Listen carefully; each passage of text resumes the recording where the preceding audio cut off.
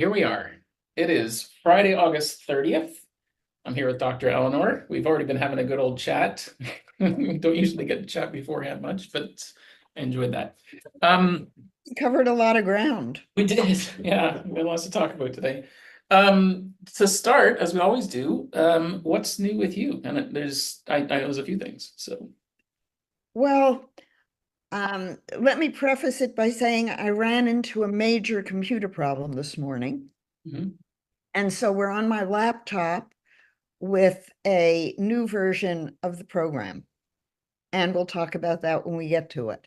But my 5-day experience was phenomenal. People were really excited. Mhm. And I started teaching 2 classes, one on the 4 worlds and one to human design practitioners. Both of them, we've done 1 week, and the feedback's been really good. So I'm excited. It's when I teach the way I'm planning to teach, it's just fun for everyone Mhm. because I can't follow a script or a hard curriculum. And I like to go where my students need me. I come out of the University of Chicago, and the department I was in there were 25 people in my class only. And the whole department was maybe 100 people. Uh, and the faculty believed that if the student had a problem, it was their fault. And so I've internalized that. And none of my students should have a problem. They're there to learn and they're there to expand and grow. And that doesn't include only the mental world, because I'm a teacher for the whole person. I'm not a teacher for the mind. God help me if I tried to affect the mind. Mhm. All I can do is be present with someone with where they want to be for themselves. And usually that's spiritual. So, in my view, my classes are a spiritual adventure uh, that is opening my students to the reality that the spiritual world is the unifying integrated field of consciousness, and that the pain in everybody's life is that we're not living in a world that puts spirit first. Mhm. And what that means is behavior becomes more important than how something affects a person. And that's a wrong priority in my view.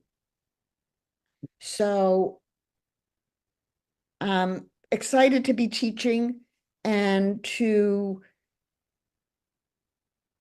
be expanding my work. I think the human design practitioner section is an army of researchers. Mhm. Everyone wants to go deeper, know more, open another door. And with 4 worlds and 8 charts in 8 time frames, there's a lot of research potential Mhm. that can decode how the unconscious operates, how we actually navigate in our lives.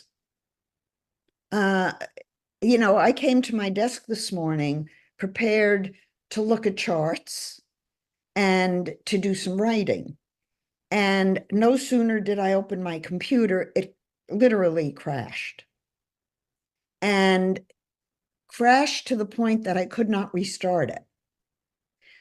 So if I look back retrospectively at my day, I shifted gears from being totally inside my own process to calling my son and saying, my computer has a really bad problem. And I have charts on it that I need for today. And I have materials I need for today. Help. And of course, he came right over and spent 2 hours. And during that time, I took care of other things. I moved from the space I expected to be to a completely different in the world, navigate the mental world and deal with the problem that has to be dealt with in order to function. Now, I'm sure all of us have problems like that regularly. Mhm. And the question is, how gracefully do you deal with them? Mhm. And how rattled do you get? So Charles and I considered the possibilities. We set up an appointment with the Apple Store for tomorrow. Um, we made sure my laptop was functional, and Charles sent me the charts from his new program. I said, Charles, don't you have the capacity to print out the charts I need? And he said, oh, yeah, I guess I do. Mhm. So we're going to be working with charts that nobody's ever seen before today, Cool. which Yeah, is, we'll save that for later. That's a bit of a treat for sure. uh, Well, go ahead. and the other thing that maybe people would want to put on their calendar is I'm going to be doing a book launch event on September 26th in my regular webinar. Good. And I'll be giving some things away and we'll be looking at my new book, And that's the which channels, if you already have. yeah. Which, by the way, is I haven't actually looked at it in probably a week, but every time I do, it's pretty interesting. I'm building a collection of new habits. So, um, yeah, I just want to ask about the two courses. So it's only been one session with each. One is aimed at HD human design practitioners like myself who are coming in and kind of getting deconditioned from human design. With the other group, did you find for the first week you were teaching the same material because it's Completely like different. completely different? Yeah. So where did you Well, sit with the other group? what happened in the human design practitioner class is that people started referring to the designs. So whereas I was expecting to teach 4 worlds one week and human design skills the next week, I think I'm going to switch the human design practitioner class and figure an hour of each week, because there's no way we're going to avoid looking at charts Mhm. and then talking about the 4 worlds in relationship to charts. Mhm. And the clinical skills that go along with that are part of, as practitioners, the practitioners ideally would be aware of, so that the use of language and the way things are framed are empowering in terms of the vulnerabilities of each world. Mhm. And also, if any coaching is involved, knowing which language skill to use for which world, Right. which, you know, I'm willing to share, even though it took me 50 years to assimilate it. Well, that's what we're all here for is the goods. So, But the 4 worlds class was completely different because many of those people have a little bit of design, but not much. Mhm. And so I spent much more time talking about why the worlds are important, what the characteristics are of each world, and why and how maneuvering between them can become a more internalized process, Mhm. which is really what we want it to be. We want it to be seamless. Mhm.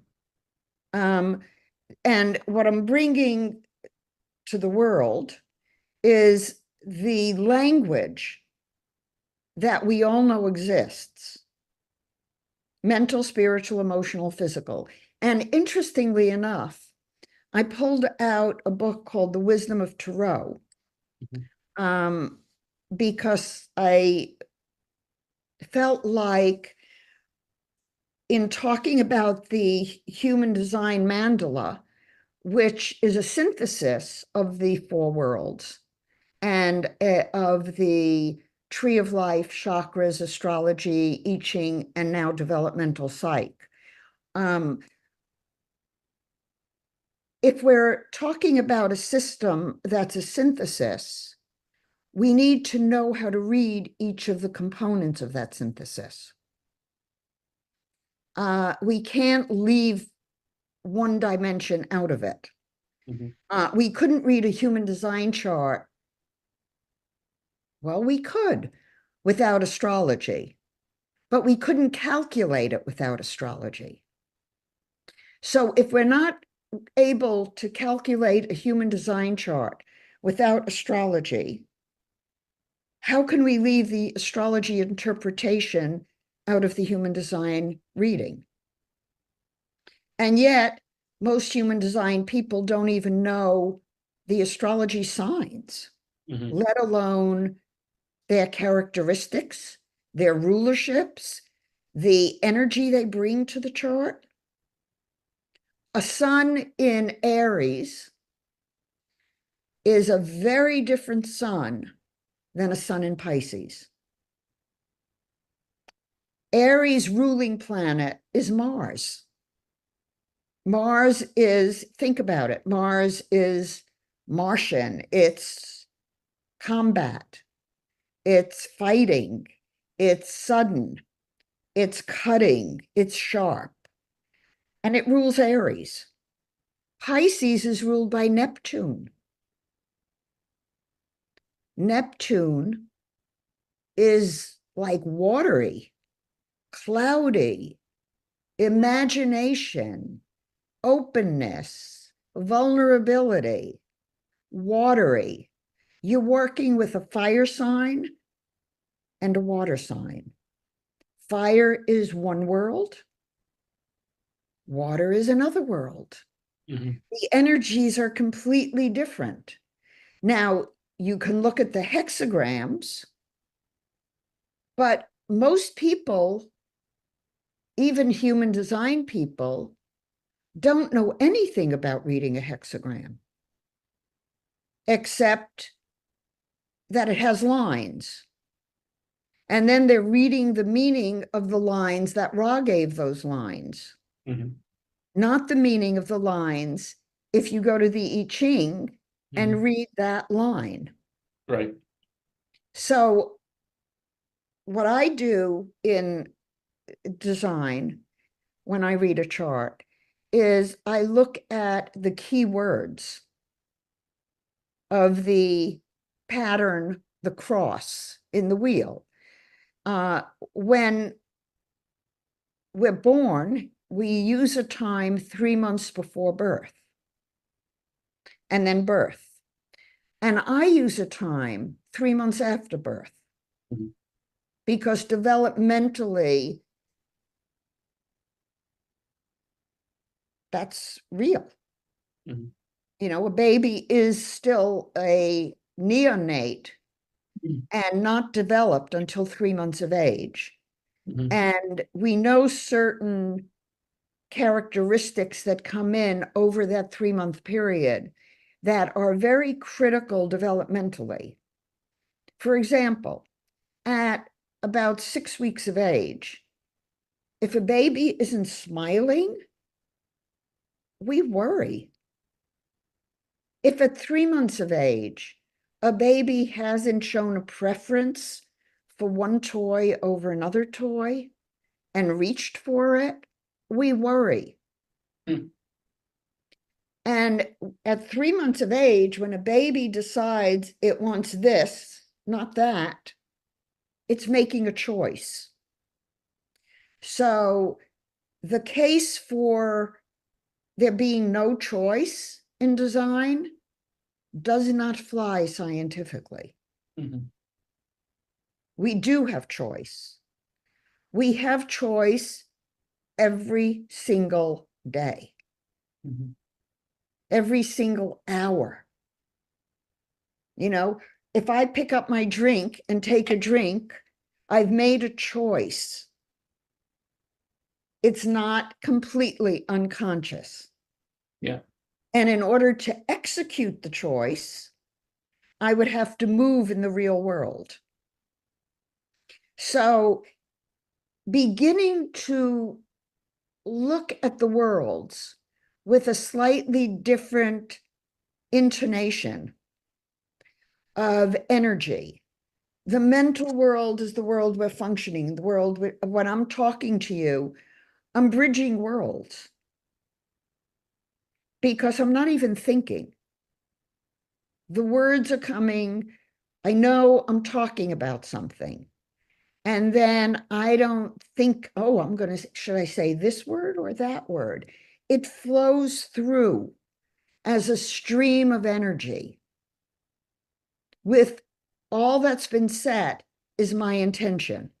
And if in the next moment you ask me a question completely off topic, I would make a choice as to whether or not to veer off the course I was on and go with what you want, or say to you, I'm going to stay with what I'm talking about. We'll get to that later. So we make choices in the mental world based on what? Where does it come from? When I was in India, I took a group called Intensive Enlightenment. We went up to a room that was basically a slab of concrete with a roof open on the sides. And we sat on cushions and we sat opposite someone. And every 5 minutes, we switched who was the asker and who was the talker. And the only one question, tell me who you are. And we did that for 17 hours a day in 20-minute blocks, 20 minutes on with one person, shift, move to the next person, 20 minutes on with that person. We would do it for probably an hour and a half to 2 hours nonstop. And then we would have a short break, maybe a 20-minute break. And that went on. And then we had to sleep there on mats. And we couldn't leave. The food was brought in.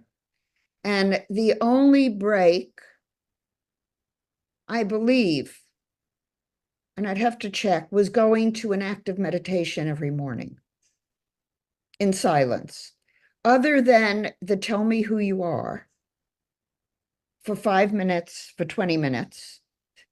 And then, so it was a 10-minute, tell me who you are with the one person asking that.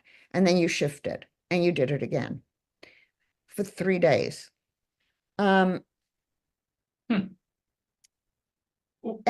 other than that, we were in silence. So at the end of 3 days, what I remember is of having a direct experience of who I really am. In a memory, I remembered being her. And as I did, I got so sick, I started throwing up. Really? Yep.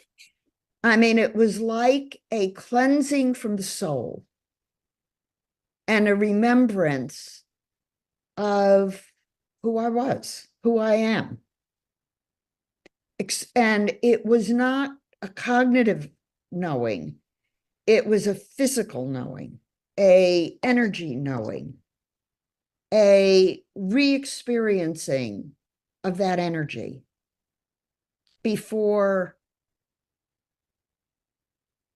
input. And I was about 2. And I was re-embodied in 2. It was a Sorry, very age interesting, too? what? You mean age too? Like you, Huh? wow. Hmm. It was I was obviously experiencing something, but what I experienced energetically was my own experience at age 2. Who I was when I was not socialized to be anything other than who I was. Hmm. And I say socialized because I'm still who I am. And I don't and have never been willing to give that up. But I am not always in that world's energy, because that energy, although it's always active inside of me, is not always experienced by other people because it's not compatible with the mental world in some instances, not in all instances. Hmm. So when I'm talking here in this podcast and I'm talking to you, I don't have a mental world filter of what I should say. It's coming from spirit, Hmm. and I don't have an agenda, but it's still filtering through the mental world. Hmm. What was that process called? Like you signed up for something and experienced it. What was the name? Did you say? Intensive enlightenment. Intensive enlightenment. And it almost sounded like maybe I've got this wrong, but it's almost like you had to repeat your personal elevator pitch to a new person and you were refining and hearing yourself saying it, and also probably in the person's reflection as they are listening to you, they're giving you feedback. Like, No, oh, they no feedback. no, It's not even, silence. but wouldn't there be Silence. like They physical could feedback? only ask the question. Yeah, but not like an eyebrow raise or they're No, really. nothing. Hmm. Neutral. So it's, yeah, interesting. That Um, sounds very. it would be like sitting in front of a mirror Mhm. and saying to yourself, tell me who I am. Which would be a valuable exercise to do It's a anyway. very valuable exercise. I do it a lot. Yeah. Well, it's funny you should say that. I've had a number of things suggest I should go look at myself in a mirror, and I always found it super uncomfortable. Like as soon as I lock eyes with myself, I'm like, you know what I mean? Like it's just there's an uncomfortableness with that. So That would be an extremely, extremely important exercise for you to do daily. mhm. Um, if you're looking at yourself and you get uncomfortable when you look at yourself, especially if you look at yourself at depth, how are you going to feel inside in truth? Mhm. Other people are looking at you in depth. Mhm. Mhm. So many interesting things there.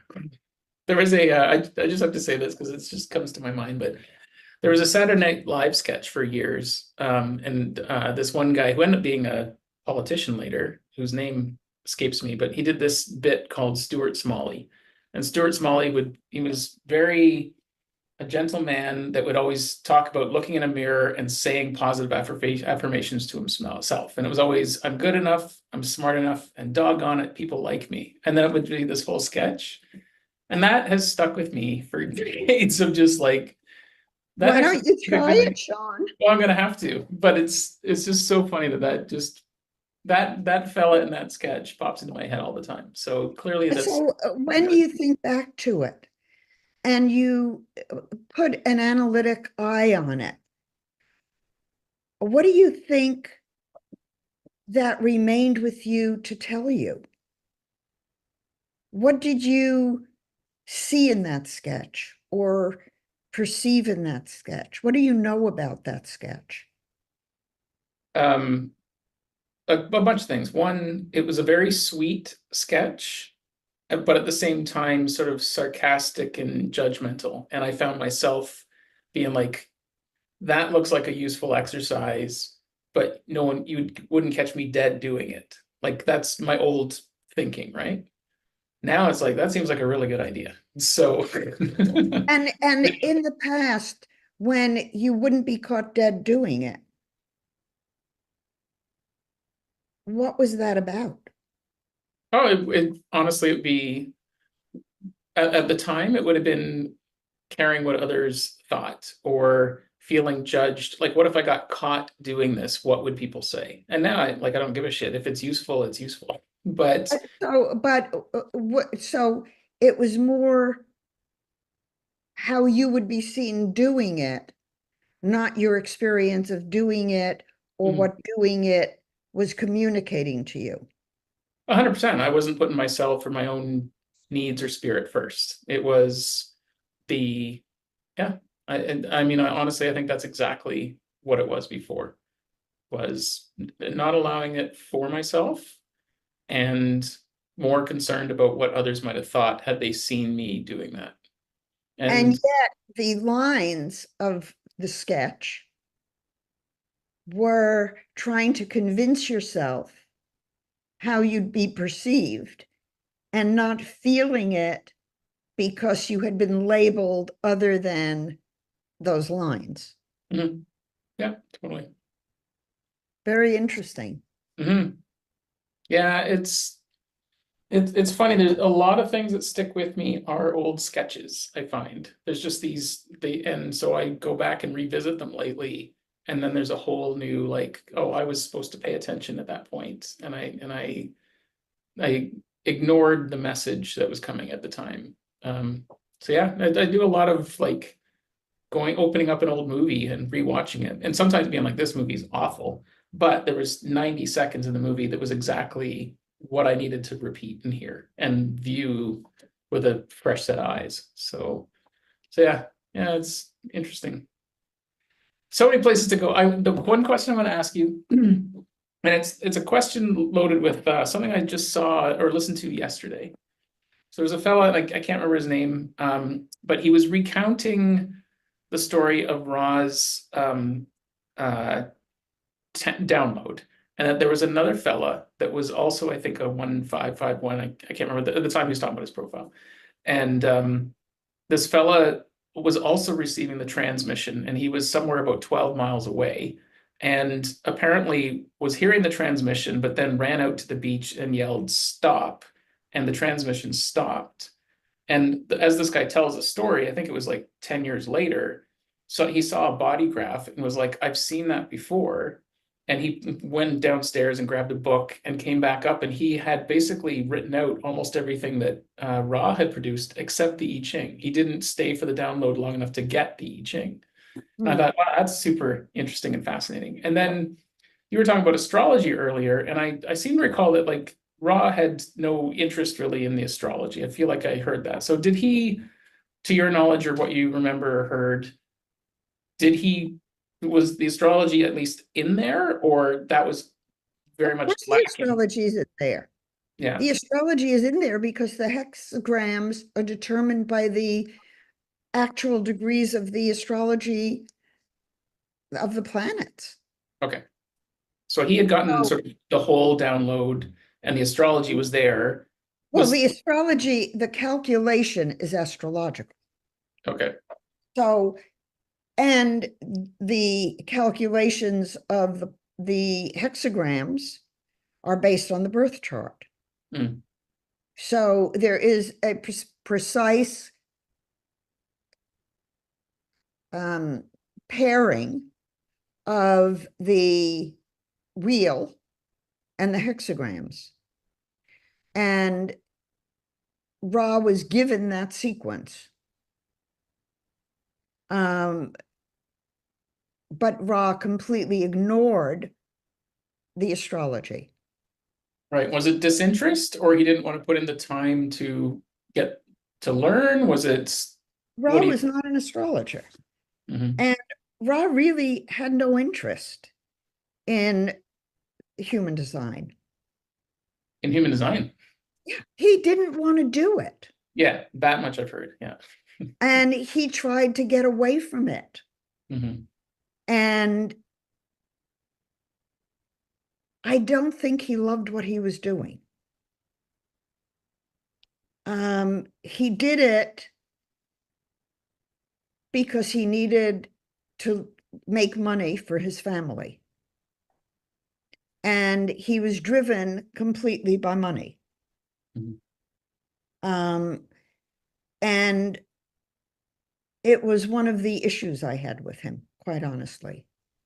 Um, one of the big fallings out I had with Zeno was over a $25 discount Hmm. for a client who was a very long-standing client of mine and didn't have a lot of money. And because she didn't fax a paper with the information filled out exactly the way it needed to be, they didn't want to give her a $25 discount on a reading. Hmm. And I argued with Zeno about it. And I said, Zeno, this person has worked with me for years. And I don't do business with people like that. Hmm. It's $25 on an expensive reading. I think it was $400 at reading or something like that. Hmm. I said, it's, and she wouldn't budge. And I said, well, if you're not going to budge on this, I'm not sending anyone for readings anymore. I don't do business like that. Hmm. And I didn't send anyone to Ra when he was there on that trip.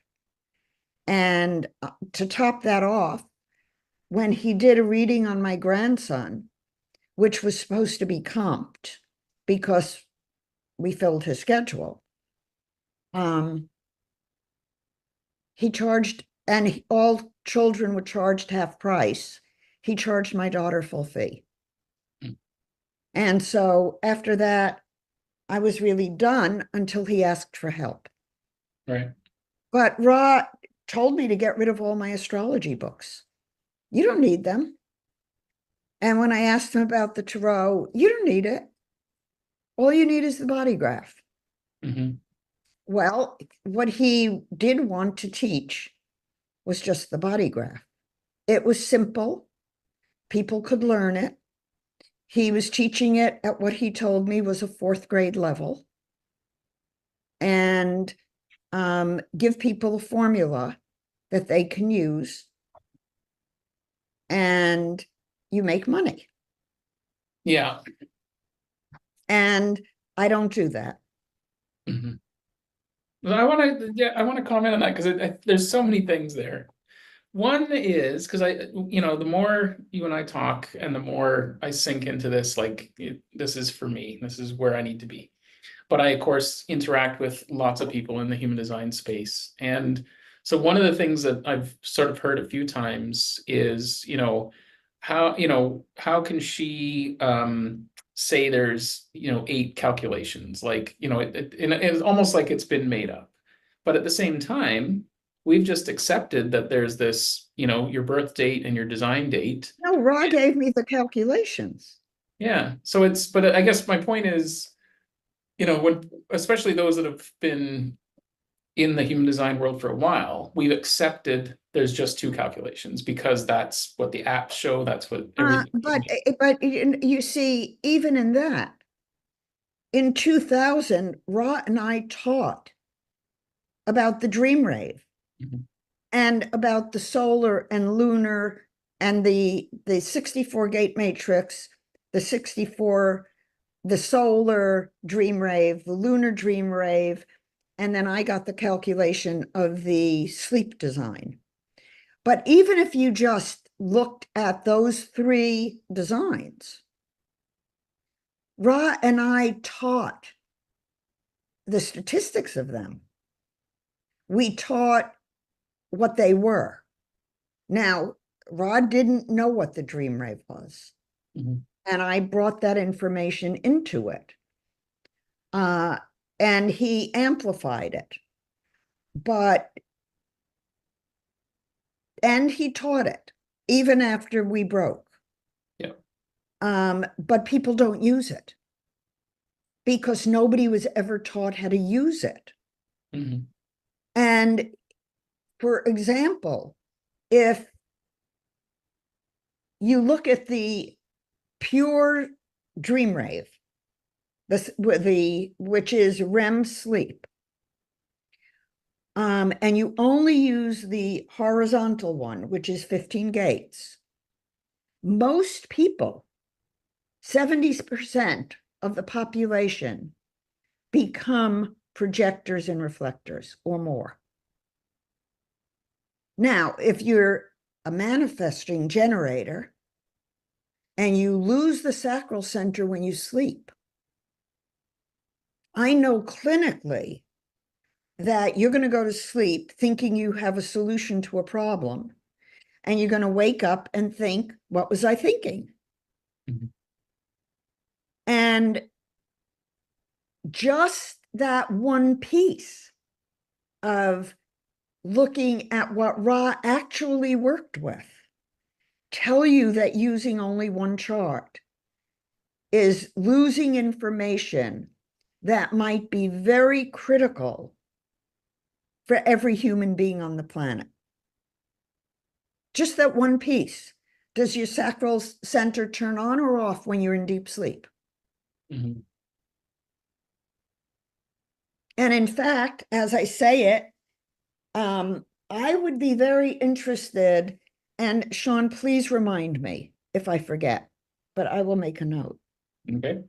I want to do a data collection in my Wednesday class, and maybe even in my Tuesday class, of just keep a record, a tally of the days you remember a dream and the days you don't. And then what we can do is we can see two things in a study. And we have 30 people, so we can actually do a study. Mhm. We could do a study that would show if how many people in the groups have a defined sacral and how many don't in their waking design, and how many of those people shift in their sleep design. Mhm. And then, is there a differential between type in either design and the frequency of remembering your dream? Mhm. I have a hypothesis.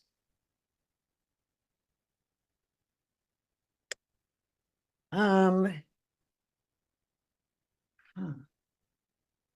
I'm going to look at some charts and see if I see a correlation. But that's a very interesting study. We could easily do it with my classes as a pilot. Okay. Yeah. But the point of it is that Ra had the charts. Ra said to me in this Dreamwave Triple Design Matrix book I wrote with him that let's see if it's right here.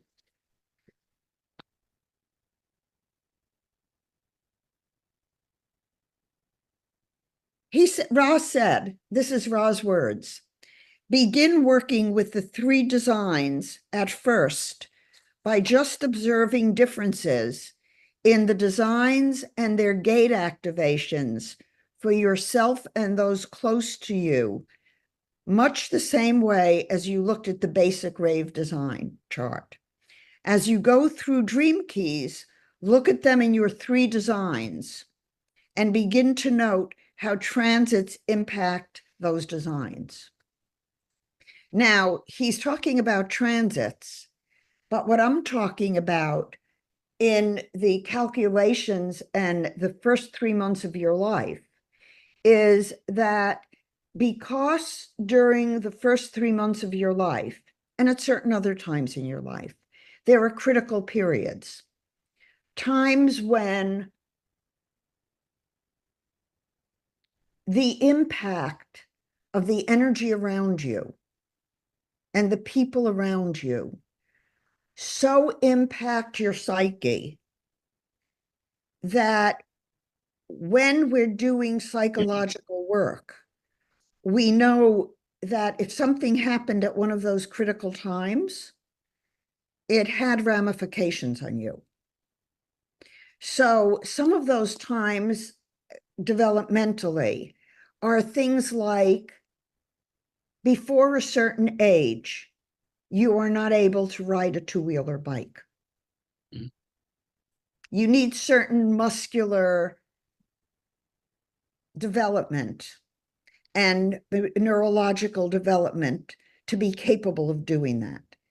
A baby is not capable of walking until a certain age. And if at that precise moment that development is beginning to occur in a baby, some traumatic event occurred, it might impact how they walk.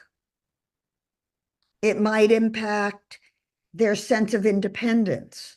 Mhm. So, as a psychologist and studying developmental psychology, as I did, with a lot of work on Piaget stages, and I studied with Larry Kohlberg and people like that. I'm very sensitive to looking at how a person develops and questioning whether there was any event that impacted them in such a way that their development shifted gears. Now I know that when transits and when in the first 3 months of life, the transits impacted specific developmental critical times, we can know certain things about how that person was affected. Mhm. And that's important because if we're looking at the soul, it can impact how you make decisions that are right for you. It can impact how you channel information. Or in my case, because I'm a lunar generator, it impacts how I make decisions. I wait. I wait until I know without a doubt. And then I take action without thought. No Mhm. thought comes into it. Mhm. So many things I can ask from that. The one thing I keep wanting to say, and it's because I know people are listening as well, is with with your work and more calculations and I always appreciate that you provide why, right? There's an explanation, and I really value that. When I talk to other folks in the human design space that have been labeled as a projector, labeled as a manifester, Mhm. um, when I found you in your work, I was a manifesting generator before, and I'm a manifesting generator in my total integrated vehicle. So it was very easy for me to go, cool, upgrades. There's more channels, there's more awareness. What I find is when I try to talk to other folks that have been in the experiment for a while, and I suggest that like maybe you're not a projector in your total integrated vehicle, which is a whole new thing for them to hear anyways. What they seem to hear is, what do you mean I'm not a projector? That's, I've been You can recognized, change, right? Sean, you can change the way you explain it. Well, and I think I'm already learning how. I think, but I'm saying this because I think a lot of folks will see and hear this and be like, it's either too overwhelming, too much information, or it's, human design already hit them in the feels enough that it's like that's all I needed. And so they're not necessarily open to hearing something new because their specialness can change. What's exciting though is like it's more empowering, it's more clarity, Yes, it's less if of what I'm not. if a projector changes an integrated design to a manifesting generator, think about what they can accomplish. 100%, right? I Like mean, it's an upgrade. it is an upgrade. Right? Yes. So and then the other thing I wanted to say this in the class the other day, so I need to, and I'll try to do it in like 3 minutes if I can. But I feel like it's a really good example of how human design was helping me but disempowering me. So I've created a bunch of businesses. I'm definitely sort of an entrepreneurial sort and lots of interests. And at the start of COVID, um, I needed something to do because I was going crazy. My world changed. I was busy, and then I was busy in a new way, and it was stressful.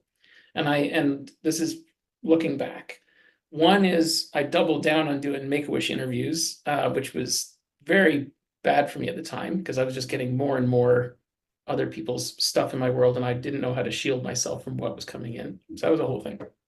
But I also got innovative and thought, oh, this is a great time. My team is not busy. I should have laid them off from a financial standpoint, but instead I wanted to, I guess, empower them with helping me create something. So at the time, I was in a band.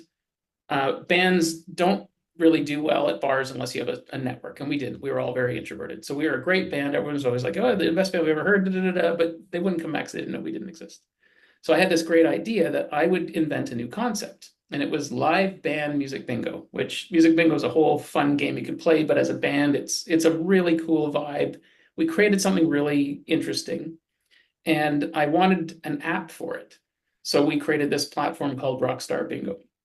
And this is a long story, other than to say, at the time, I was so excited about this idea because we were helping people have fun and connect at a time when they couldn't, because we were able to do it online because it wasn't paper-based. Music bingo was always paper-based.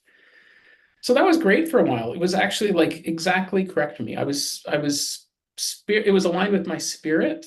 Even Mhm. though at the time I didn't think of myself as spiritual or anything, but it's clear at the time I was excited about it and I was motivated and but what happened over time is all the pressures of life and financial constraints were starting to come on that became a business. And it became part of I turned it into a business. Like it's actually used in 14 countries now. And like people are playing it all over the place. But it's not growing. And the reason it wasn't growing is because I made a couple of mistakes. One, I started viewing it as a business and oh, this is, this could pay my rent because I was done doing the IT thing. But also it seemed like, and I hired a fellow who I really care about, but he came from that world, came from the bar and pubs world. And so it kind of got tainted in that instead of being a game about helping people connect, it was a game that was to help people drink more booze. Even like one of the marketing slogans was, "This is even easier than music trivia. It's more drinking, less thinking." And I look back and I'm just like, oh, I wish I didn't do that, but I did, and or at least I went along with it. And so and then I got into human design, and then I was like, I got so caught up in the whole sacral decision making, and that was really dangerous because I was making left and right turns just based on a kind of thing with a business. And what happened about 6 weeks ago, like it happened over a year, but in the last 6 weeks, like you've taught me to lean into the spiritual world, and I have. And part of that was talking about my values, like getting aligned with my values, my pillars. And I had already sort of done that exercise, and I'd gone through several iterations. But up until recently, up until yesterday, it was freedom, connection, playfulness, health, integrity, and those resonated for me. And so that was really important. Where am I going with that? Oh yes, so I realized at some point that we'd become this like machine that was about trying to make enough money so that I could pay my rent. And the easiest path was bars and pubs, except I didn't align with that at all. It didn't feel good. It didn't align with my own feelings about alcohol. I still have a drink, but I don't think it can take your spirit away for sure. So I realized that we had to reshift the game back to where it started, which was this is a platform that should allow people to connect and have a good time. And so we're shifting the company and how it works and in innovative ways that I'm confident in a couple of months it's going to be exactly where I want it. But I wouldn't have done that had I not realized that I wasn't aligned with my own platform spiritually anymore. And if I had followed just that sacral response, I would have just sold the business or found a way and sold it for, like disrupted something that I enjoy doing, but also would have pissed it away for like after all the money and time I put into it. And we're talking hundreds of thousands of dollars I put into this thing. And And it's successful. well, it's not successful in that I'm not getting paid yet, but it's close. But I wouldn't have gotten paid because it still was like not even aligned to me. I couldn't even get up to send emails. Like if I had to deal with the developer, it was like it was like I was dragging like a boatload of concrete behind me to walk in the office to send the email because it just like there was something off. And And now so what's shifted now? I'm excited about it again. And I'm, when we think about our customers, we're not aiming for a segment where it might be easier. We're aiming for segments where we can have an impact. And so it's like I just have every confidence that's going to be fine. And I won't have just gotten rid of it right when it's could have its sort of S curve and take off.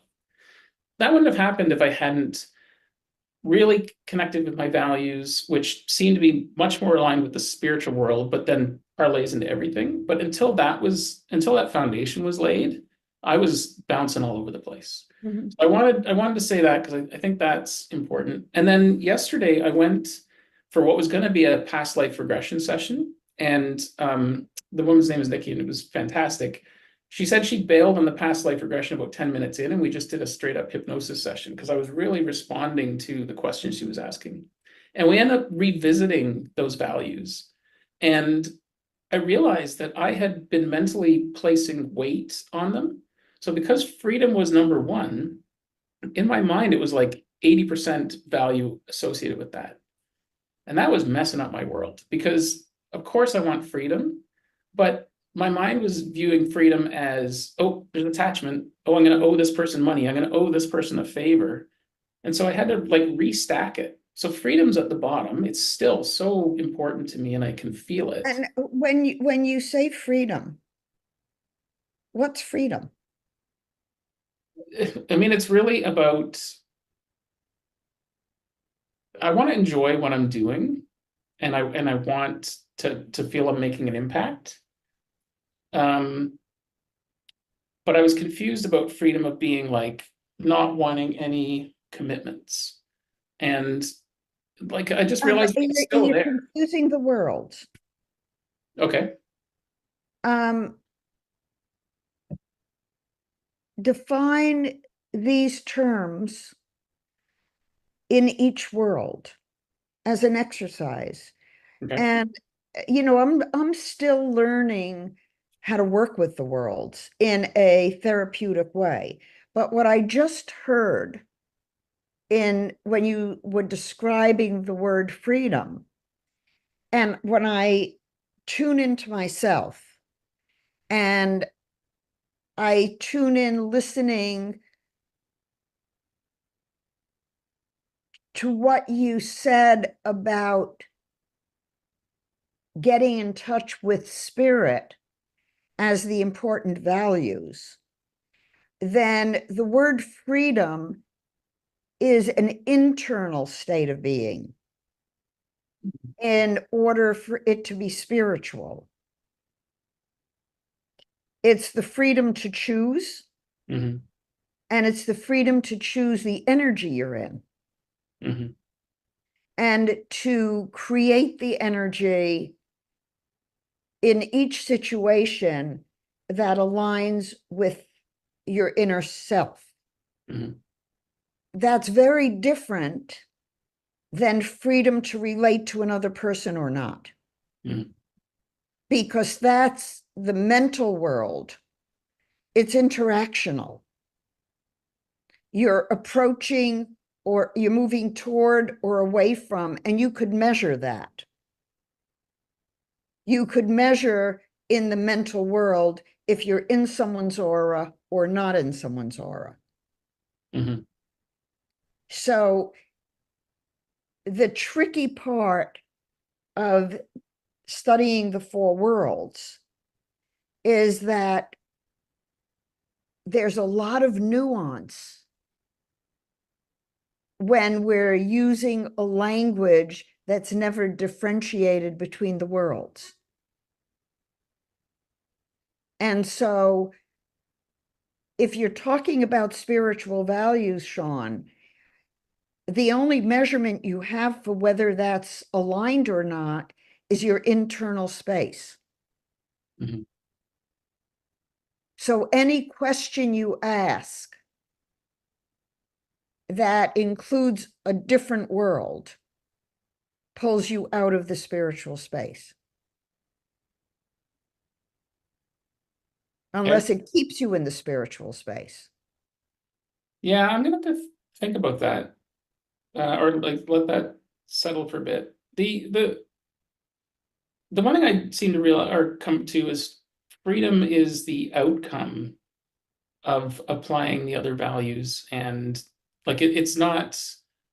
I was aiming for freedom, and it was affecting my decision making, and I realized that it was messing things up. And so it really was. And you had said something really important a while back, which was so again, in the human design world, I'm a sacral being. It's in the moment.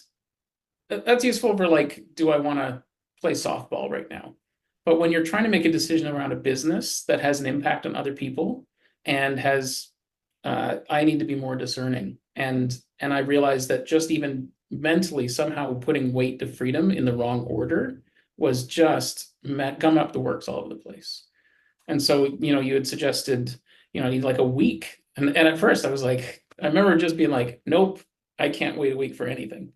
But I did. I stuck with the process, and I really just want to say thank you because that was huge. Like there are decisions that shouldn't be made with an and an because it could be like it could literally have someone ask me like, "Do you love me?" And it might be but it could be like, "Not right now, not with the way you're talking to me." That's like I need to, even if it's just almost being bold and saying, "Not right now," because that's how it feels. But of course, I love you, and so yeah, anyways. That's. See, but there again, you're talking about multiple worlds. Mhm. The emotional reaction in that moment may be no, I'm not feeling loving. Yeah. But if you take that emotional world, emotional reactivity, and transform it into spirituality, if on the spiritual plane the relationship works, and then if somebody veers, they get pulled back in. Mm-hmm. And when you begin to see that we live, and it's sociologic. I remember in my first sociology class, the teacher made 4 quadrants, and he described the roles of men and women in terms of those quadrants. And they were the 4 worlds. Men were out in the waking world doing their thing, um, responsible for the physical security of the home. Yeah. So that mental physical axis. And then the woman, the feminine energy, was responsible for the spirit and for the emotions. And the woman's job in the home was to keep the balance, to keep the wheels functioning with no tension, Mhm. and to find a way to always transform it.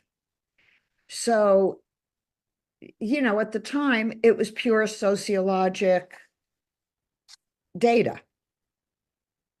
And it's interesting that when we do some statistical testing, like a chi-square, we break it into quadrants to do the analysis. So again, we're always taking certain polarities in our consciousness and using those as a measurement tool. And recognizing that and knowing the timing for your own unique body clock is crucial.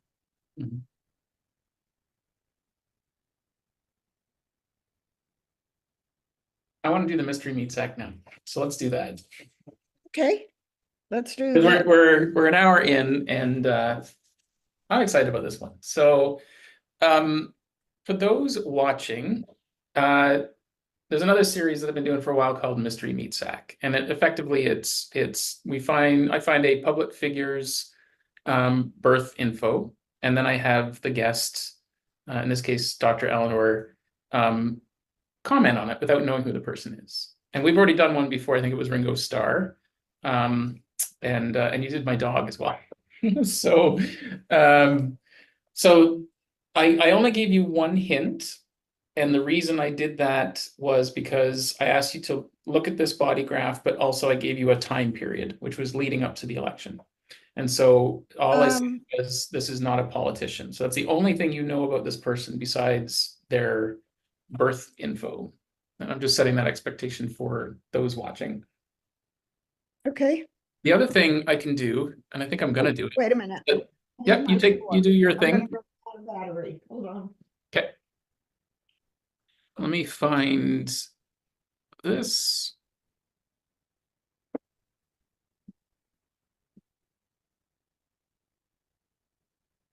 Now, I'll wait till you're back, and then I'll explain what I'm gonna do.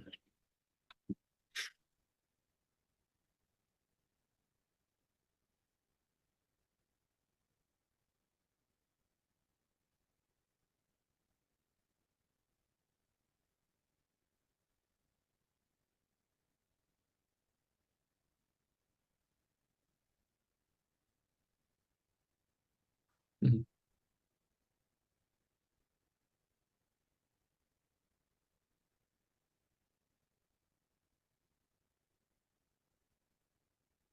So I just realized I didn't do my little intro video. So while you're getting set up there, I'm going to click that. Then I'm going to just repeat what I said a bit, but I also want to let the viewers know one of the things. So hang tight there.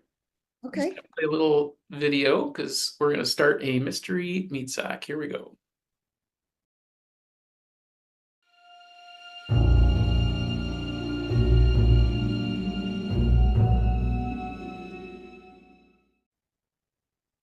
Okay, here we are. We're back, and I've put a video within a video. We're going to do a mystery meat sack today. And so I'm here with Dr. Eleanor Haspel-Portner. I have given you the design details for an individual, a public sort of figure. And I've also given you a time frame leading up to the election. And I've only given you one hint that it's not a politician. And just because I didn't want to do anything. In the midst of everything this morning, I didn't progress it beyond now. Okay. But that would be easy enough to see. Okay. And then the other thing I'm going to let the audience know is because you and I are in a Zoom call, you don't actually see the stream right now. And so the thing is, like, you and I are in this Zoom call, but outside of this is a wrapper that others can see. Now, I think it would be fun for the people watching to already know who the person is, so that as you're talking about, so you're the only one that doesn't get to know. Okay. But also there might be some questions that come, so long as they're not, that might, that you can They don't reveal the person's name. Yeah, but I'm going to reveal the person's name in here. So let me just make sure I've got it right. Okay, so, and I also know that this is what Dr. Eleanor would say is you don't follow pop culture. You're not really following the news. So you might not know who this person is. I will say that you've probably heard this person's name before, but that's it. You're still probably not going to know very much about them. And so when you're talking about this, you're just reading their energy and their their chart. So let's go for it. You've got the info in front of you. I'm going to let you Rip. I'm going to be watching the chat to see if there's any questions along the way. And Okay. then once we get to that, yeah, let's just go. Okay, I'm using a different computer than I usually use for charts. And I will share my screen. And this has Charles, the latest version of your I will software. tell everybody about what this is. Okay. And I have to find a way on a small screen like this to move things out of the way. Okay, so this is Mystery Meat Sack, born August 11th, 1967 at 12:05 a.m. in Newark, New Jersey, correct? Correct. Okay, so my computer, as I said, broke down this morning and my usual charts were not available. My son Charles is currently writing a program for me on the Mac, and I called for his help this morning. He came over, we couldn't get my computer up and running. So I'm on my laptop and I said to him, well, Charles, you have the capacity to print my charts. Can you run this chart for me?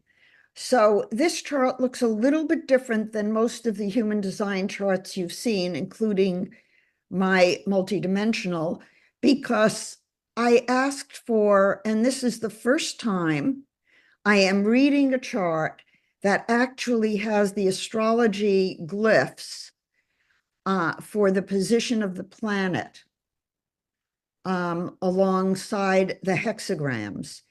And it was an interesting experience for me this morning. Um, I'll just call this person Mystery. Okay. So Mystery, in his basic human design chart, would be seen as a split definition generator.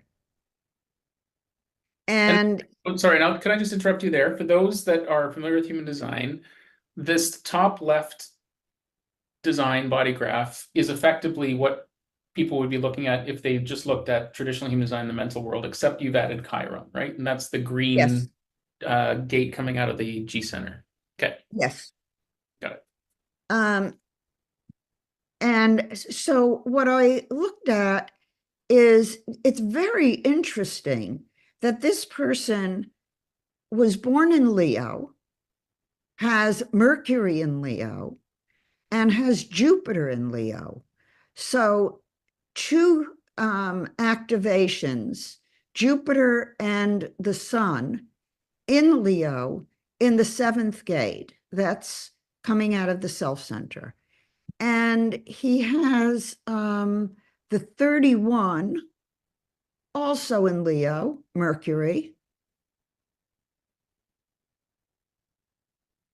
And that would make him a leader in an area related to speaking, I believe. He, given that, and this is the importance, really the importance of seeing the sign. If I just saw the sevens in Leo, I would think, am I right here? It's Jupiter and Sun in the seven, and the 31 is Mercury. And those are three fire signs that are actually defining a channel, the 731. That's pretty important. Leo tends to want to lead. It tends to want to be heard. And the 31 is certainly giving voice to that ability. So let's look at what else. One thing I think I'll say too, I haven't said it's a he, but but at this point, because you've referred to this person as he or him, that is correct. So, but I don't think the chart told you that. It's possible that I may have slipped and said him or something. No, you didn't tell me the sex. Yeah. And I don't know the sex. I'm just saying he because it's Yep. easier. No, but I think we'll just say we can refer to this person as a he. It is Okay, a him. it is a Because, he. yeah. Um, what's interesting is that the 13 in Aquarius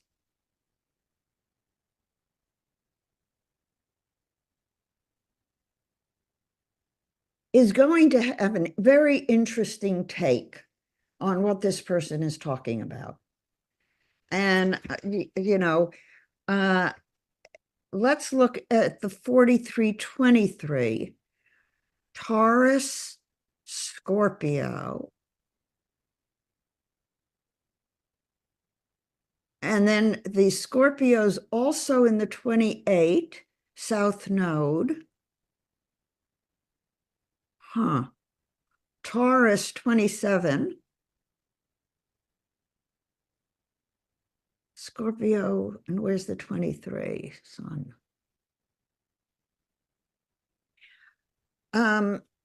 Design sun. Yeah, well, the 2343,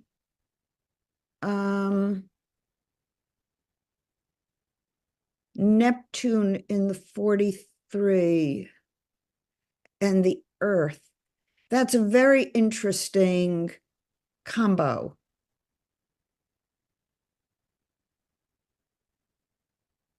Neptune and the Earth.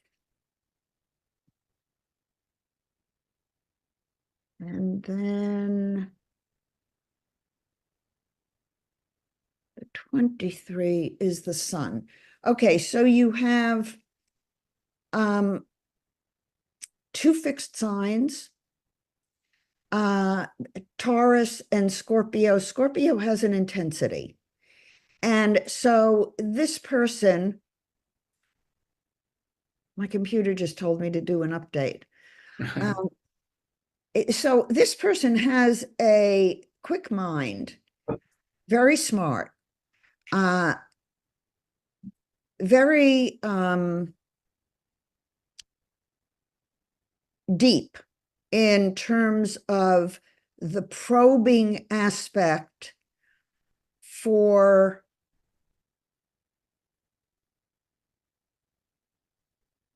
Jupiter's in Cancer in the 56.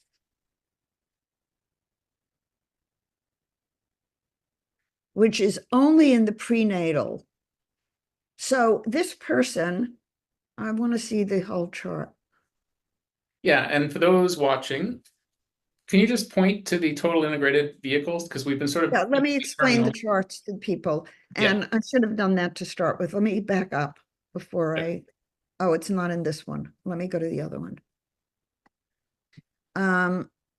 This is the chart without the astrology. And this is the first time I've actually had the astrology in front of me doing a reading. I have to tell you, it's a whole other perspective and one that should not be ignored. So I just. And that mandala that's there in the middle, is that still this person, or is that just a representation of what it could be? This colored one? Yeah, No, this colored one is just my mandala of synthesis. right. And Okay. what I want to show from this is that when a baby is born, and let's just pick the 23, it goes all the way. 3 months is a quarter, another 3 months is a quarter. By the time a baby is 3 months old, the whole zodiac wheel between the sun and the earth has been imprinted into their aura. What I'm reading when I'm reading an integrated design, looking at Mystery Man when he was 3 months old, I'm going to see more channels. I'm going to see more of how his energy built into who he really is. And you can see in what Charles did here that we have the prenatal solar date and we have the postnatal solar date. So this body map is showing you the composite of the pre and the postnatal solar date. So if we were only talking about the mental world, this would be who this person is. I'm going to close my door because I hear some sound outside my room. Cool.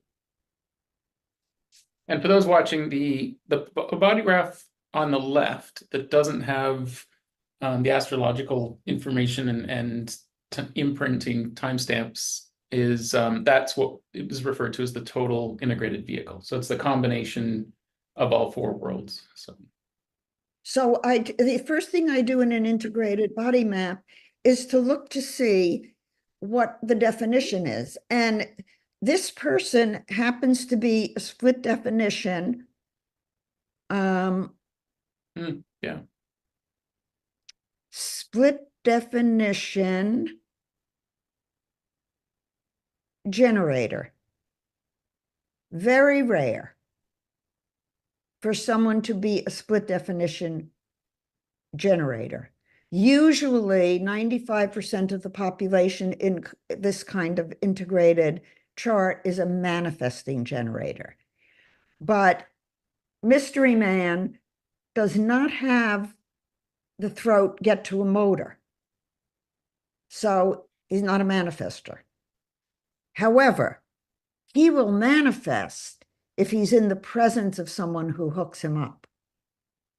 So he may be in a profession where he uses his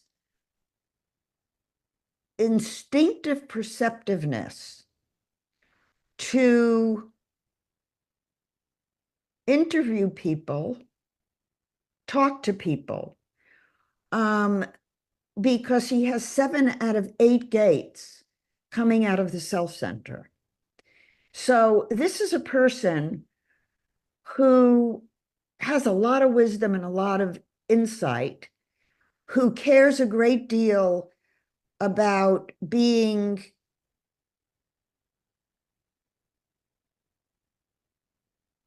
of service to the collective. 50-27, 44, 57, 32, 28, 38. This person has an instinct. I would think that this person right now is feeling unsettled. I don't know why I say that. If this person is a public figure, and I'm assuming he is, then what's going on in the world would be of great concern to this person.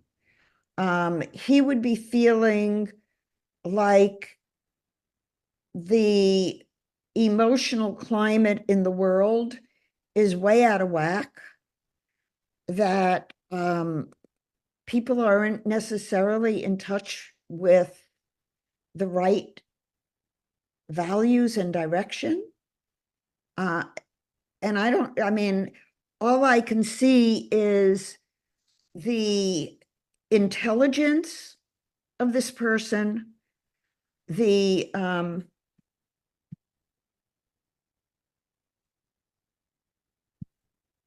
looking at the head center to the ajna, and what you can see is in the mental world, this mental world design, I want to look at the planets. I'm moving back. You see this one, I put the astrology in. This is his astrology chart. Okay.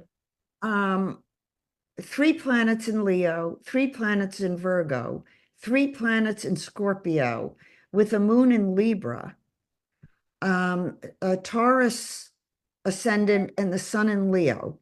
So this person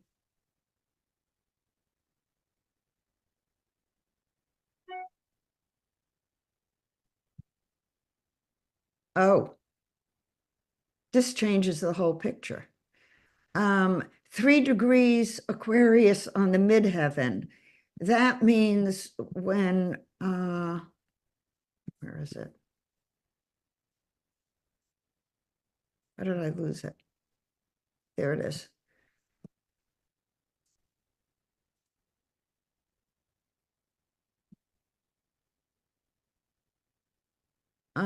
And looking at the progressed chart, which is right now.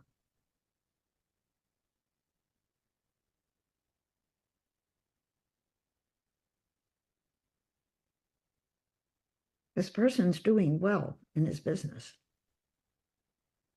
3 months from now, he's going to do even better. So the election is going to be beneficial in terms of what this person does. I don't know what he does. See Pluto right on the midheaven. This person is becoming more in front of the public over the next period of time. And I think his voice,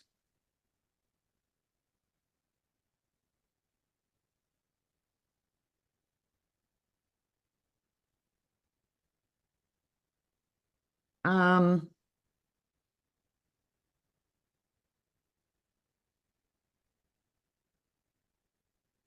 right now is an important time for him. Something's happening now, right now. Something, an opportunity maybe, a shift in what he's doing, maybe being more in front of the public than he's been. But staying true to some of his values. He sees this as an opportunity for a personal, clearing a personal issue. I don't know what that is either. Oh, interesting. Clearing a personal issue. Mm-hmm. Hmm. The third house is usually early conditioning, and the fourth house is often related to a parent and to the core of your being. He has the sun conjunct Jupiter in the fourth house. So I would think that he has a good sense about himself and that his childhood probably was not too abusive, but there's some reworking going on of early patterning, and maybe his perspective on things has changed over the last few years. I don't know. Moon is in the sixth house, and the south node is just past it, secondary progressed. The progressed sun is in that house. There's a lot of intensity around his work right now, and he feels it's very important. And he, regardless of what his choice would be, part of what's going on right now is part of his life mission, and he can't turn away from it. South node is 0 degrees of Scorpio. Progress south node coming right up to it. So it's cementing it. And progressed Pluto.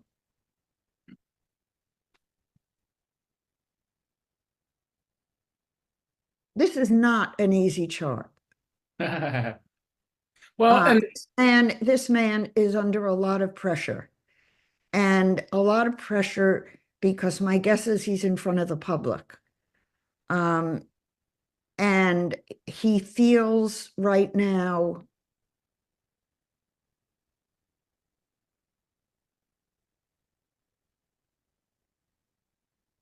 challenged to be transparent.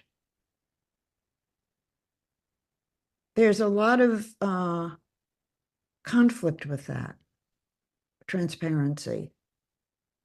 And what I'm looking at is the midheaven, progressed midheaven, Chiron, right on the progressed midheaven, or I should say midheaven right on Chiron. And the North Node, 6 degrees of Aries. So it's coming up toward the 12th house, but it's in 11th house, and Saturn is also in the 11th house. So there's this openness, the wanting to be in community and in the public community. And yet in the opposition to it, you have Uranus, Pluto, and Venus all in Virgo in opposition to the 11th house. And you have secondary progressed Pluto, Uranus in opposition, Mercury in opposition, and the Sorry, my phone went. what? My phone just was ringing there. Oh. Sorry. So you have all of this stuff pulling on him and saying, be responsible, don't create issues.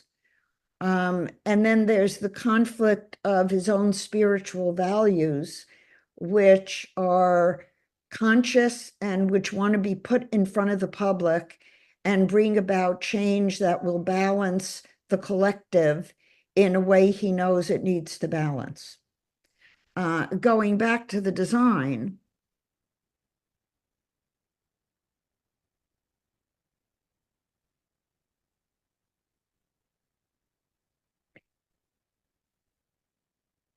where's the 59?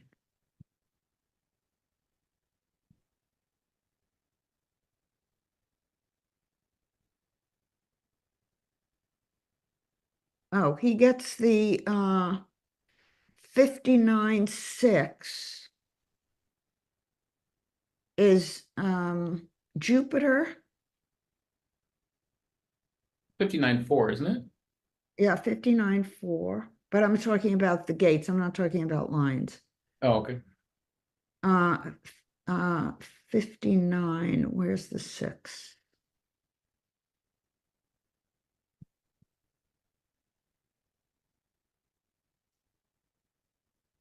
Oh, personality. Oh, I see Uranus. Yes, yeah. So it's Uranus in Scorpio. Opposite 59 in Virgo. Jupiter. People who think they're progressive, let's say, may be deluding themselves and may be holding their ground when they need to expand their perspective. And I think that that's one of this person's tasks, is to help people expand perspective on things that are emotionally difficult for them. Hmm. Can I ask some Chiron questions? is in the 25. No wonder. Yeah. Okay. What? Yeah, well, because I don't want to even forget some of the things you're talking about once I share who this person is. But um, if this person were healthy, what kind of things would be important to them? I mean, breathing is important to all of us, and moving our bodies is important. But like, I know there are specifics that. Meditation. This person absolutely 100% needs to meditate and be in his own space with his animals, ideally. he needs to meditate and he needs to journal and he needs to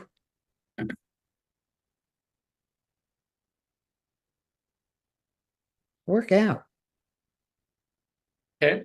So, and those are things that you've told me I need to do. Now, so in a way, like, is that true for everyone? Or because No, I often do choose meat sacks that have similarities to me because I do pattern matching. So it makes sense to me what you're saying anyways. But what specifically, why do you say that? What in the chart is telling you those things?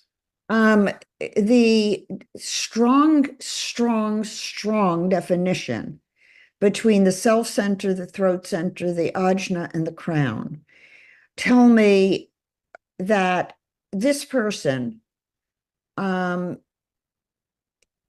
is significantly bearing responsibility for what he says and how he says it. And the impact that he has on people is enough that you don't have the strength of this person's centers and be insignificant as a presence. And yet, the fact that this person's upper chakras are disconnected from the lower chakras means that if this person doesn't move and get some energy connection going between his body parts, he could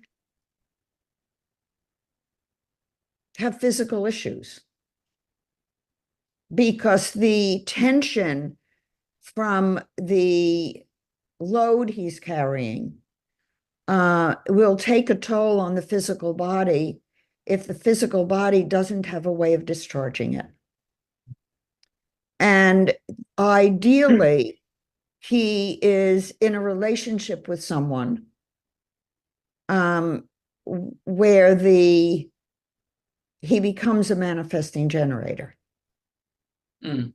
So not necessarily a partner, but people around him that Yeah. help. Yeah. Okay.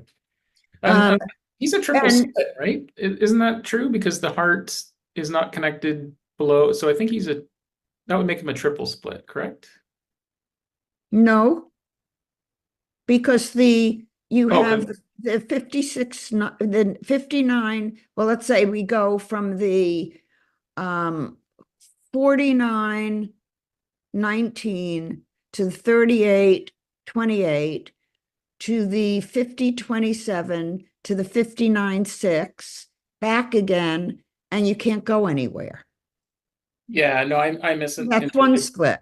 And then the next split is from the 15 to 46 up through the 731, 1333, 2343, 1762, 6447. That's a Right. split. Okay. Yeah, no, I don't know why I thought because the heart still stood alone, it doesn't actually get defined through anything else. It somehow saw, yeah, so that's It's my alone, but conception. it's not defined, so it's not part of a split. Right. But you're right, it is important that it is the only center that has no activation, no definition. And what that might tell us is that this person is probably able to express compassion regardless of who it is he's sitting with. Mhm. And you can see that in the mental world, he has the splenic center activated. So he's not picking up mental world energy empathically. He can stay separate and stay tuned in on a different level. But he is picking up spiritual and emotional energy empathically. And I would think that the cosmic energy currently as a collective is rather disturbing to him. that he's not at ease politically with what's happening. May not be a political figure, but he's not happy, especially with censorship. Hmm. Um, this is not a person who wants to be censored. This is a person who thinks it's every person's right to speak their truth and to speak it strongly. And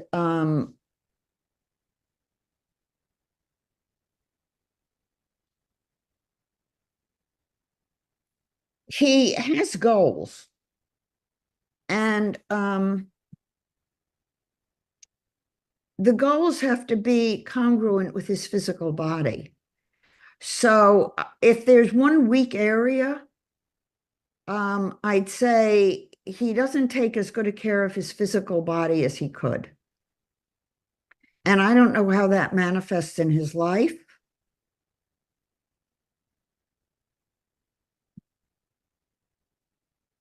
but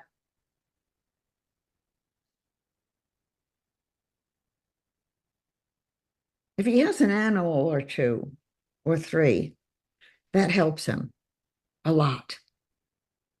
But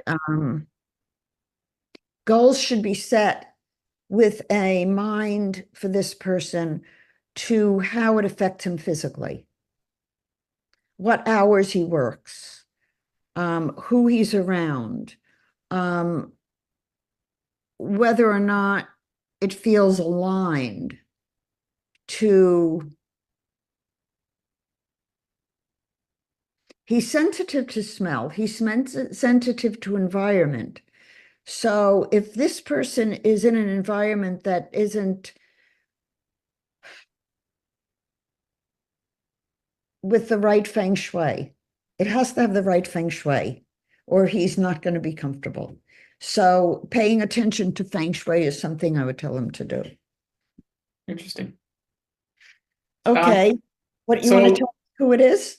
yeah, I want to tell you who it is. There's something I wanted to say just before that, and I've lost it. But okay, so this person is Joe Rogan, which I'm sure you've heard the name before. I don't, and I think you'd almost have to be on a desert island not to have stumbled across something on YouTube. But Well, I know the name mhm, and I know he does podcasts, yeah, but I don't know anything about him because I am very rarely on YouTube yeah. and um I don't have time to listen to a lot of things. Yeah, no. So I mean, so many things that you said there, I think are very accurate based on what I know him. I obviously don't know him. I don't know if he has any pets. What I have seen of him is he's a very, very successful podcaster, but he's been successful in lots of other ways as well. He's Hmm. very influential on that podcast. Like he's kind of the Oprah Winfrey of the podcast world, right? Like Hmm. talking to people always, and he's really, I think the thing I had always admired most about him is he has a podcast and just talks to people that interest him. Uh, It really seems to be like, this is my interest now. And from what I understand, he goes and has his team seek the people out and they're on the show. And he just has a really casual conversation with them. From my understand, they can go 4 or 5 hours. I don't think the public necessarily even sees the whole conversation. uh-huh. Um, he asks great questions and he's so big and sort of like he's done well for himself. Like he's definitely and he's very influential. And he is, he from what I see, he a lot of his stuff is based in integrity. Like he has on occasion said something that pissed a whole bunch of people off. He reflected on it and literally, would go on and post and say, you know what, I was wrong about that. Like I admire someone that can do that. Um, he's always looking for um, he has lots of people on talking about aliens. He has lots of people talking about CIA secrets. He's one of the things that always drew me to him is he has. I think we have similar views on plant medicine and how it's something that we can grow in our yards and has been taken from us effectively as part of a larger war on drugs.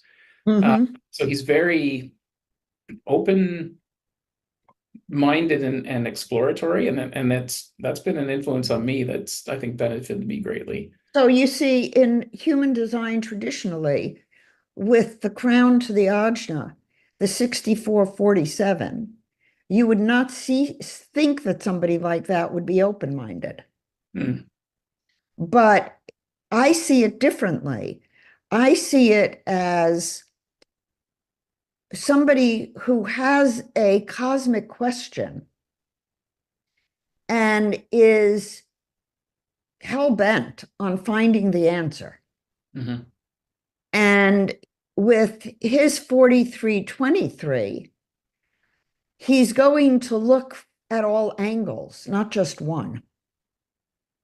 Yeah. So, you know, you read what was the 64 was it's Venus in Virgo. So Virgo is very specific, right? It's an earth sign. It's the organizer, it's the taskmaster, and it's earthy. So what does that say if somebody has um, the 64 in Venus? Now, Venus is a planet that likes balance. It rules Libra. And he has his moon in 32 in Libra. So I said he needs goals. So now we know he needs goals that will be balancing goals, grounding goals, but also goals that will answer questions he has about who he is and about his place in the universe. Mhm. And I would guess if he's doing a podcast with people who interest him, then that's what he's doing, Mhm. answering all of his cosmic questions. I mean, he's basically got access to big brains every day, and he gets to be curious. So it's pretty cool. The when we're talking about his physicality, he's notoriously known for being very fit. Like, he did MMA fighting. There's constantly showing him kickboxing, and he's a very powerful, physically fit man. And I assume that having figured that out and been driven enough, that's obviously empowering him now and made him resilient for the position he's in, which is, here's someone that is being, he has a podcast with people. A lot of it can be really triggering content for people because it's a different viewpoint than what's being pushed on us, the propaganda. And he, Is he conservative? it's interesting. Like, I think where I was going with that is people will make sound bites of what he says, and so he ends up getting like labeled with. There's so many times where he'll be labeled with a 10-second clip that's been manipulated versus the 4.5 hour conversation.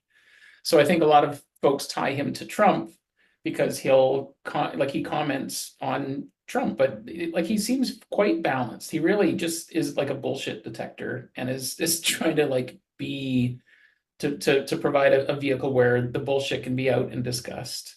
So I think I don't know his Well, but I think he's he and fairly Trump balanced. obviously are on the side of getting rid of the deep state. Yeah. So hold on, I have to let my dog out of the room. Okay. Go on. You can go. Daddy's coming down. Go on. You can go, Sam. Arlena, Sam's coming down.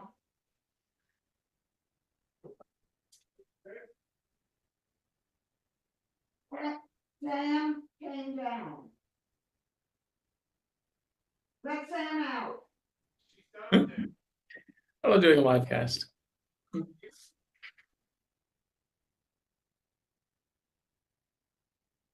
I'm in a podcast.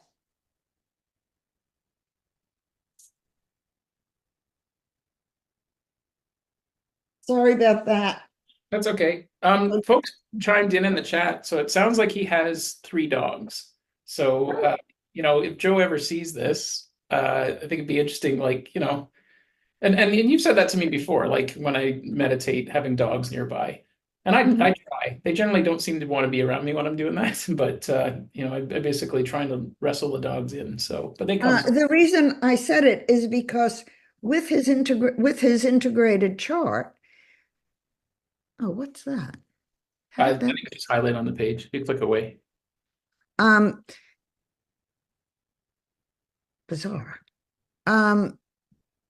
With his integrated chart, if he has an animal, it's likely to hook him up. Mhm.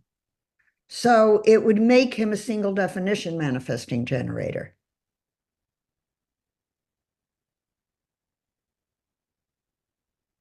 Is he in a relationship?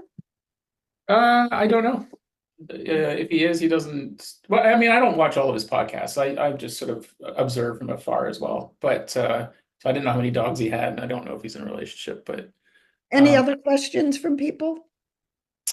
not so much questions. They've just been commenting. Yeah, and then so Can you he's send me the comments? well, sure. I'll just read them even too. The first one was from I think Isaac. Oh no, the first one was from Isaac. Was never knew this meat sack is a Leo. Then he said, that's like me, Sun, Mercury, and Jupiter in Leo, and add Venus for me. Nikki Williams said, I have 3 nieces who are triple split generators. So exciting to study these points in class. Oh, so it's a student. Noga said she's nailing it. And then he has at least 2 dogs, 3 in fact, came from the animal world. Oh, and married 2 daughters. So there you go. I actually, so that, I don't even know a ton about him. It's just more observing and seeing that, like, as we enter this election season, I think people are worn out from listening to the news. There's nothing to believe there. It's just so, this is an independent voice. And I think these voices online, there's more and more of them. And he's probably one of the not the, I don't want to say the loudest, but certainly very influential due to the longevity, the quality of his guests. I mean, like some of the people he has on there, like they're just fascinating conversations to listen to. So yeah. So I don't necessarily have any more questions. We're closing in on 2 minutes here. So we do an energy Let list. me just mention that the charts I'm using here, which are the 8 I usually use, and then the program also gives composites. So you can see, for example, prenatal, postnatal lunar dates, which is pretty interesting. So this is lunar, and you could see if in sleeping, if we turned it on its side, which gates are there. There's the 50, and there's the 1, and there's the 62. So he has in the lunar level, he has certain gates that connect with animals. And in this program, you can get all the composites. And I'll stop sharing the screen. It's a program that Charles is writing, and it should be available for subscription as a beta version in the next month Cool. at the latest. It's currently, I mean, obviously he printed out the charts for me so I could use them. And it's just a question of making sure that it's okay to release certain parts. He said something about licensing. So he needs to, maybe you can help Sean with the licensing of it. Sure, happy to talk about what I know about that kind of stuff. So yeah, I'd like to connect with Charles. I think that'd be a very interesting conversation. Uh, Cool. Well, why don't we wrap up the meat sack part? So I'm actually gonna just do that and do my little video thing here. I think that was very interesting. And then we'll return back to our normal podcast, and then we can just talk a bit more and wrap it up. So give Okay, me 11 seconds here as I make myself look all pro and do take this. all.